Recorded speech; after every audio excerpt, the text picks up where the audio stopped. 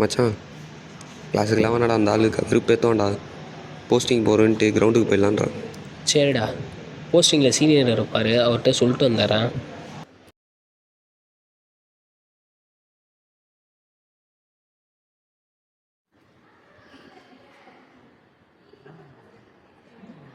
டேய், எத்தனை வாட்டி சொல்லிக்கிறோம் உங்கள்கிட்ட ரோட் சைடில் ஃபோன் யூஸ் பண்ணாதுன்னு சொல்லிட்டு.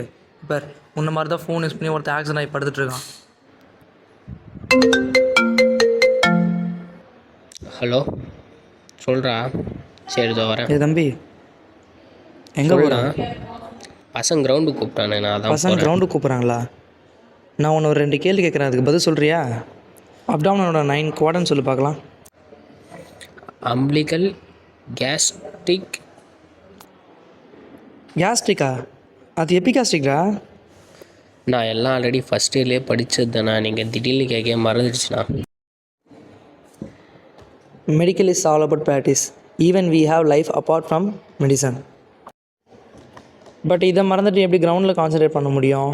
இன்னும் 2 மாதத்தில் நீ ஃபைனல்ஸ் வேறு போகிற.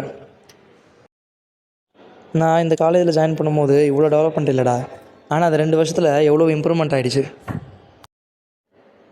நீ பிடிச்சி சேர்ந்தியோ பிடிக்காமல் சேர்ந்தியோ, it's not a matter. But நம்ம தான் இந்த மக்களோட கடைசி ஹோப்டா. நான் கேள்விப்பட்டேன் நீ காலேஜுக்கு சரியாக போகிறது இல்லையாமே, போஸ்டிங்க்கும் தேரி கிளாஸுக்கும். இப்படி இருந்தால் எப்பட்றா தம்பி? நீ இப்படி பண்ணுறது சரியில்லடா தம்பி. இதுக்கப்புறமாச்சும் ஒழுங்காக படி. And it's now time to change your செல்ஃப்டா தம்பி. நம்ம தான் இந்த மக்களோட கடைசி ஹோப்டா. நீ இப்படி பண்ணுறது சரியில்லடா தம்பி. நான் இந்த காலேஜில் ஜாயின் பண்ணும்போது இவ்வளோ டெவலப்மெண்ட் இல்லைடா, ஆனால் அது 2 வருஷத்தில் எவ்வளோ இம்ப்ரூவ்மெண்ட் ஆகிடுச்சு.